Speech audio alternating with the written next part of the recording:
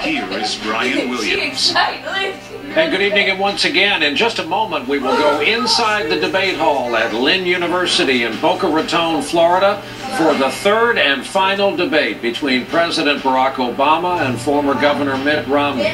When they leave the stage tonight, after 90 minutes together, these two men are not expected to see one another again until after the election 2 weeks from now. It is safe to say neither campaign, in either its wildest dreams nor worst fears, expected to be in a dead heat with 15 days to go, but that's what our national poll shows. As of tonight, our NBC News national polling has it this way: 47 Obama, 47 Romney.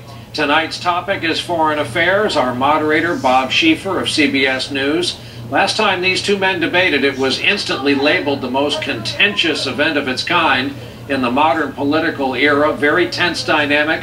A lot of it had to do with body language as they circled each other. Tonight they will be seated and thankfully separated by the moderator. All of this happening in a critical battleground state of Florida. So without further delay, we'll go now to the moderator, Bob Schieffer, who will be leading us to tonight's debate. Good evening from the campus of Lynn University here in Boca Raton, Florida. This is the fourth and last debate of the 2012 campaign, brought to you by the Commission on Presidential Debates. This one's on foreign policy. I'm Bob Schieffer of CBS News. The questions are mine, and I have not shared them with the candidates or their aides. The audience has taken a vow of silence, no applause, no reaction of any kind, except right now, when we welcome President Barack Obama and Governor Mitt Romney.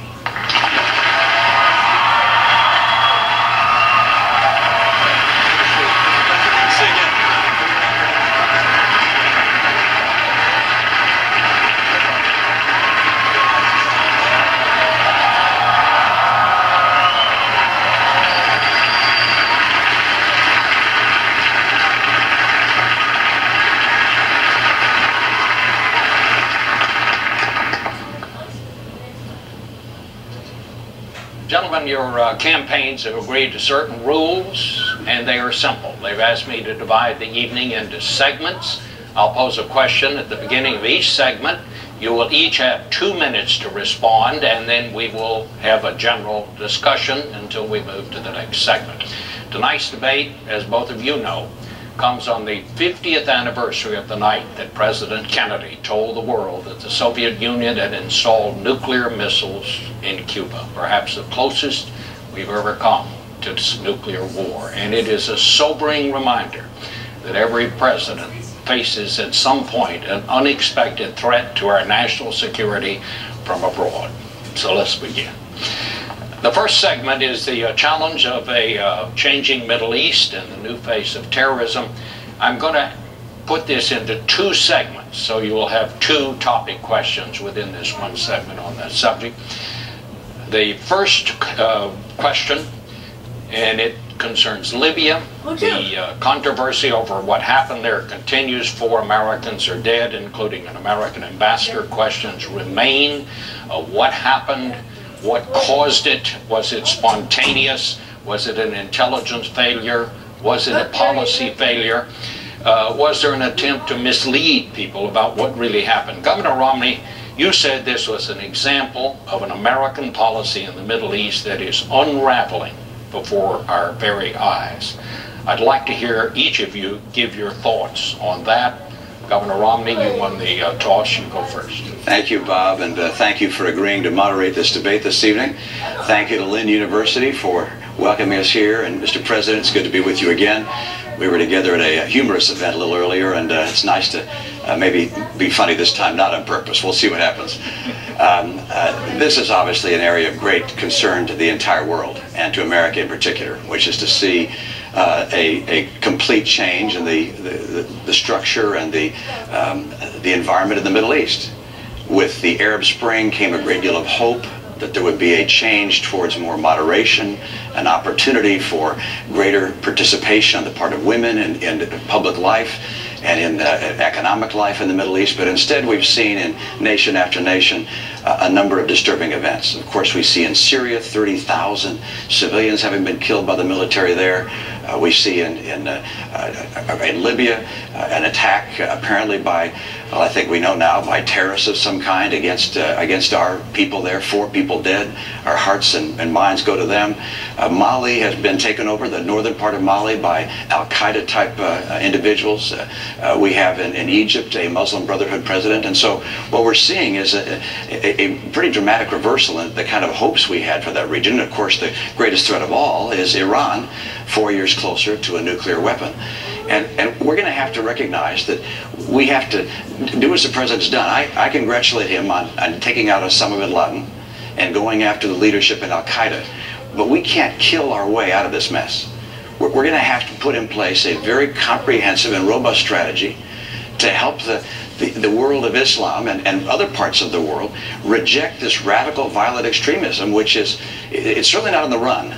It's certainly not hiding. This is a group that is now involved in 10 or 12 countries, and it presents an enormous threat to our friends, to the world, to America long term, and we must have a comprehensive strategy to help reject this kind of extremism. Mr. President.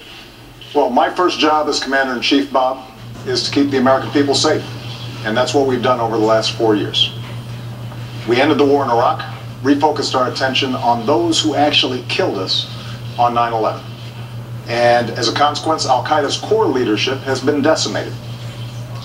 In addition, we're now able to transition out of Afghanistan in a responsible way, making sure that Afghans take responsibility for their own security. And that allows us also to rebuild alliances and make friends around the world to combat future threats. Now, with respect to Libya, as I indicated in the last debate, when we received that phone call, I immediately made sure that, number one, we did everything we could to secure those Americans who were still in harm's way. Number two, that we would investigate exactly what happened. And number three, most importantly, that we would go after those who killed Americans and we would bring them to justice. And that's exactly what we're going to do. But I think it's important to step back and think about what happened in Libya. And keep in mind that I and Americans took leadership in organizing an international coalition that made sure that we were able to, without putting troops on the ground, at the cost of less than what we spent in 2 weeks in Iraq, liberate a country that had been under the yoke of dictatorship for 40 years, got rid of a despot who had killed Americans.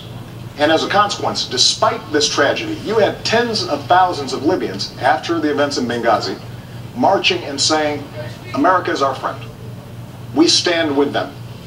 Now, that represents the opportunity we have to take advantage of. And, you know, Governor Romney, I'm glad that you agree that we have been successful in going after Al-Qaeda.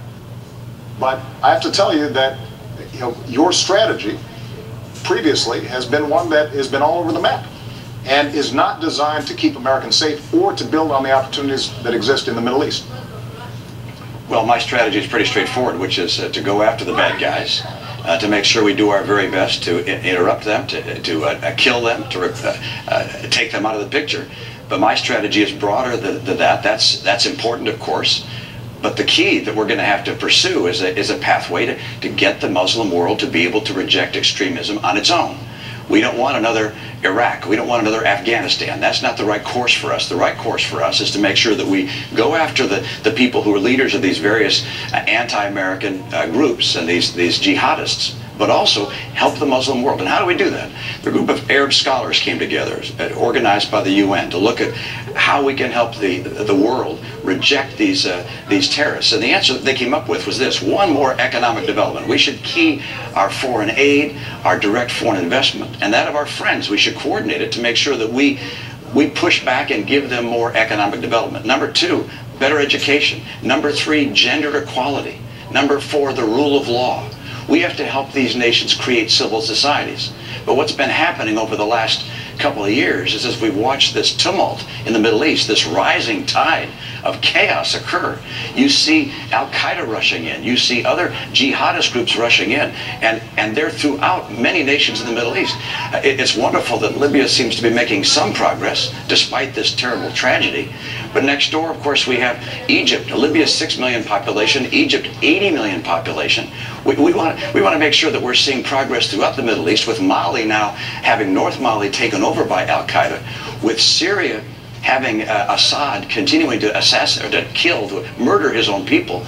This is a region in tumult, and of course Iran on the path to a nuclear weapon. We've got real problems in the region. But let's give the president a chance. Governor Romney, I'm glad that you recognize that Al-Qaeda is a threat, because a few months ago, when you were asked what's the biggest geopolitical threat facing America, you said Russia. Not Al-Qaeda, you said Russia. In the 1980s are now calling to ask for their foreign policy back, because the Cold War has been over for 20 years. But Governor, when it comes to our foreign policy, you seem to want to import the foreign policies of the 1980s, just like the social policies of the 1950s and the economic policies of the 1920s. You say that you're not interested in duplicating what happened in Iraq, but just a few weeks ago you said you think we should have more troops in Iraq right now. And the challenge we have, I know you haven't been in a position to actually execute foreign policy, but every time you've offered an opinion, you've been wrong. You said we should have gone into Iraq, despite the fact that there were no weapons of mass destruction. You said that we should still have troops in Iraq to this day. You indicated that we shouldn't be passing nuclear treaties with Russia, despite the fact that 71 senators, Democrats and Republicans, voted for it. You've said that first we should not have a timeline in Afghanistan, then you said we should, now you say maybe, or it depends, which means not only were you wrong, but you were also confusing and sending mixed messages both to our troops and our allies. So what we need to do with respect to the Middle East is strong, steady leadership, not wrong and reckless leadership that is all over the map. And unfortunately, that's the kind of opinions that you've offered throughout this campaign, and it is not a recipe for American strength or keeping America safe over the long I'm going to add a couple of minutes here to give you a chance to respond. Well, of course, I don't concur with what the president said about my own record and the things that I've said. They don't happen to be accurate. But I can say this, that we're talking about the Middle East and how to help the Middle East reject the kind of terrorism we're seeing and the rising tide of tumult and confusion. And attacking me is not an agenda. Attacking me is not talking about how we're going to deal with the challenges that exist in the Middle East and take advantage of the opportunity there and stem the tide of this violence. But I'll respond to a couple of things you mentioned. First of all, Russia, I indicated, is a geopolitical foe. Excuse me, it's a geopolitical foe. And I said in the same paragraph, I said, and Iran is the greatest national security threat we face. Russia does continue to battle us in the UN time and time again. I have clear eyes on this. I'm not going to wear rose-colored glasses when it comes to Russia or Mr. Putin, and I'm certainly not going to say to him, I'll give him more flexibility after the election. After the election, he'll get more backbone. Number two, with regards to Iraq, you and I agreed, I believe, that there should have been a status of forces agreement. Did you? Oh, you didn't? You didn't want a status of forces agreement? What I would not have done is left 10,000 troops in Iraq that would tie us down. That certainly would not help us in the Middle East. I'm sorry. You actually, there was an effort on the part of the president to have a status of forces agreement, and I concurred in that and said that we should have some number of troops that stayed on. That was something I concurred with. That was your posture. That was my posture as well. You thought it should have been 5,000 troops. I thought it should have been more troops. But you know what? The answer was we got no troops through whatsoever. This is just a few weeks ago that you indicated that we should still have troops in Iraq. No, I didn't. I'm sorry. That's it. I indicated that you failed to put in place a status of forces agreement at the end of the conflict that existed. Governor, here's one thing I've learned as Commander-in-Chief. You've got to be clear, both to our allies and our enemies, about where you stand and what you mean. Now, you just gave a speech a few weeks ago in which you said we should still have troops in Iraq. That is not a recipe for making sure that we are taking advantage of the opportunities and meeting the challenges of the Middle East.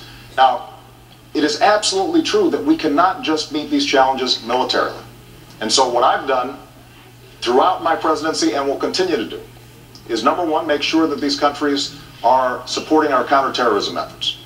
Number two, make sure that they are standing by our interests in Israel's security, because it is a true friend and our greatest ally in the region. Number three, we do have to make sure that we're protecting religious minorities